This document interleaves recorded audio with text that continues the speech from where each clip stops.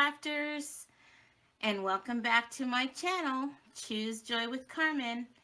And in today's video, I am going to be catching up with the February sheet load of cards from past years. So I've done them all now except this is the last one, the February 2020. And so when I saw this sketch, I really wanted to use this paper pack here because I wanted to use this one right here. Now the problem that I had was because this has a background there and that focal point of designer series papers. I really wanted to use this, and I went through the whole pack to try to see what would complement it.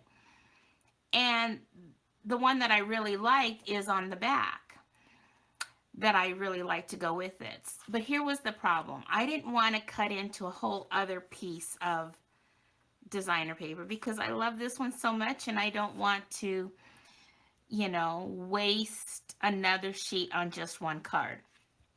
So what I ended up doing is I took the piece and then what I did was I cut out the part that I needed for this part right here, and then now I can turn this over and use it as my part for the outer edge.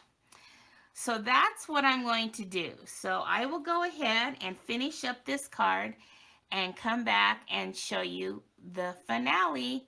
Be right back. Okay, I am back to show you the finale. So here it is, and what I ended up doing was adding a little bit more here on the sentiment. I had the mat on the back, and then I added a little extra popped up on top of that, and I did put some she kind of has, like, I don't know if you could see it in the picture, but kind of like something behind there. So I did bring in my I forget what they call this, just drawing a blank, but I brought this in and used that on the back of the sentiment, and I also put a little bit a bow and put that there on the flowers. And the stamp set that I used was the Art Gallery because I really liked the way those flowers looked with that paper. And what I ended up doing was stamping this one in the Evening Evergreen and then also in the Petal Pink. So I stamped it twice, and then the details I did in the Calypso Coral. And then I just cut apart the parts that I wanted and put it on top of the Evening Evergreen part here. Now I went a little extra and cut all those little ones off there because I thought they'd be like buds. But I probably wouldn't do that again in the future because that's a lot of detail there. I probably would just leave them green. Anyway, everything's green on a flower before it actually blooms. So I would just consider those buds.